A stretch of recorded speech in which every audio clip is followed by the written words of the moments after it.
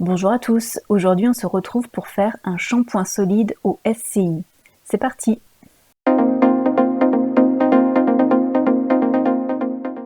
Pour le matériel, il vous faudra une coupelle allant au bain-marie, si possible avec un manche. J'ai opté pour l'option avec un manche amovible, je trouve ça plus pratique.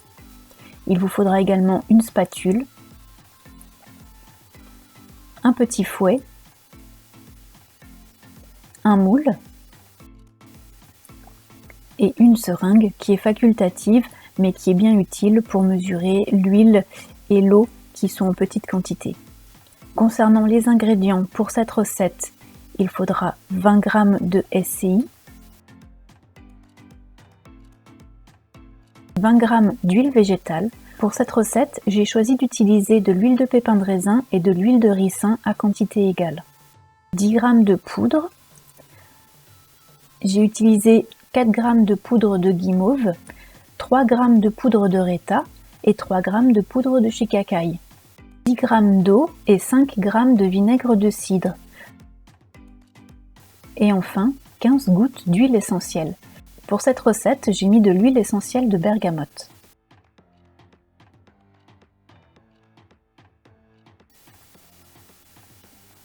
Pour la recette, dans un premier temps, mélangez le SCI avec les huiles, bien remuer la préparation et laissez fondre tranquillement au bain-marie.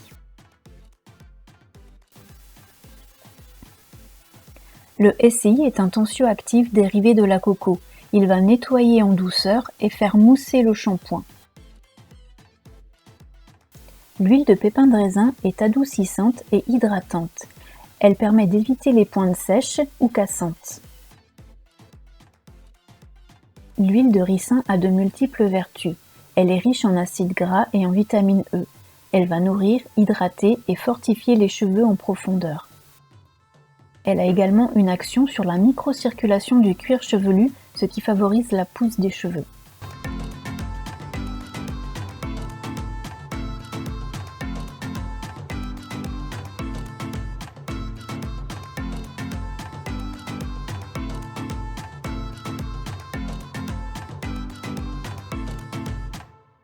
Une fois le mélange SCI et huile fondu et homogène, nous allons ajouter les poudres et l'eau vinaigrée. Ici, j'ai choisi de mettre de la poudre de guimauve qui démêle, gaine et embellit les cheveux, de la poudre de reta qui est une plante ayurvédique, elle nettoie et fait mousser, elle assainit le cuir chevelu et aide à lutter contre les pellicules. La poudre de shikakai, quant à elle, stimule la pousse des cheveux, elle les rend doux et soyeux.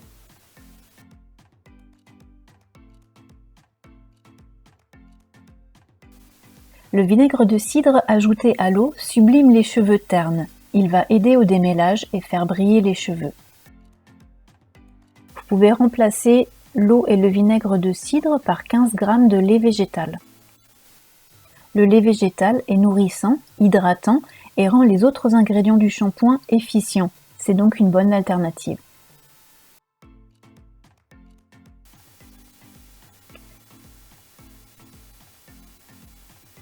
À cette étape, il s'agit de bien s'assurer que tous les ingrédients soient bien mélangés pour que la pâte soit homogène.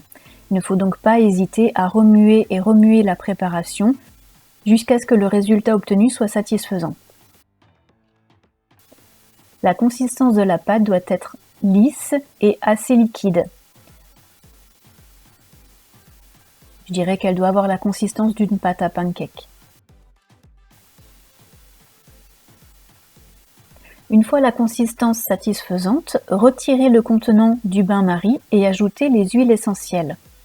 Remuez la préparation.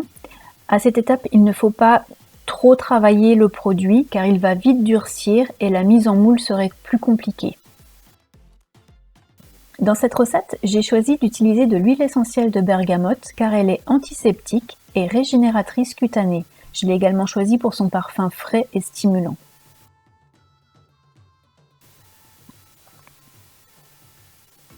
On mélange donc rapidement les huiles essentielles et on va verser la préparation dans un moule. On voit déjà que la préparation commence à durcir. Elle se décolle très facilement du contenant et va figer assez rapidement dans le moule.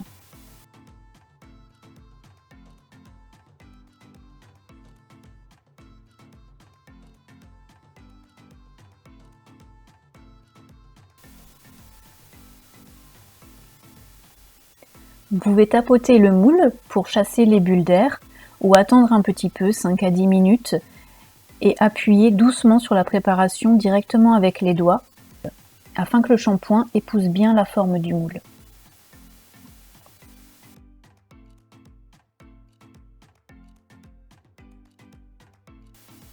C'est parti pour 30 minutes au congélateur ou 2 heures à l'air libre. Si vous laissez le produit à l'air libre, je vous conseille de mettre un poids sur le produit afin de bien écraser le produit dans le moule pour qu'il durcisse en ayant la forme souhaitée. Au bout de 30 minutes au congélateur, le produit peut être démoulé. À ce moment-là, le produit est assez fragile. Il faut donc faire attention au démoulage afin de ne pas l'abîmer.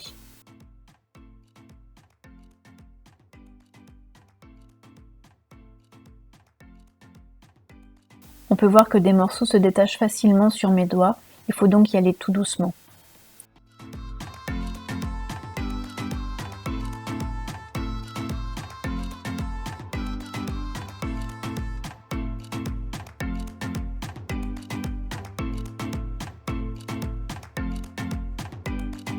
J'ai choisi cette forme de moule afin de faire une boucle avec un morceau de sisal pour pouvoir suspendre le shampoing solide dans ma douche.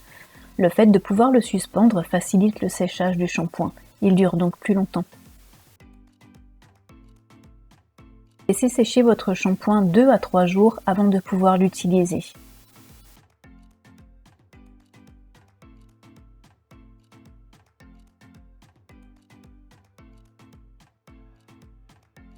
Pour l'utilisation du shampoing, vous pouvez soit faire mousser le shampoing directement dans vos mains et appliquer la mousse sur cheveux mouillés, soit frotter le shampoing directement sur le cuir chevelu.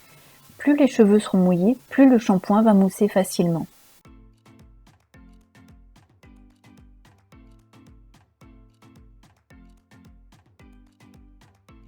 J'ai appliqué de l'huile sur mes pointes. Je vais donc rincer l'huile utilisée avec le shampoing.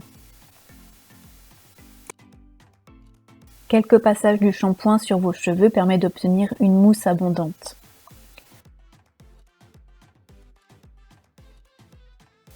N'hésitez pas à bien enlever la mousse après chaque utilisation et faire sécher votre shampoing, soit en le suspendant, soit en le faisant sécher hors de la douche pour qu'il reste bien compact.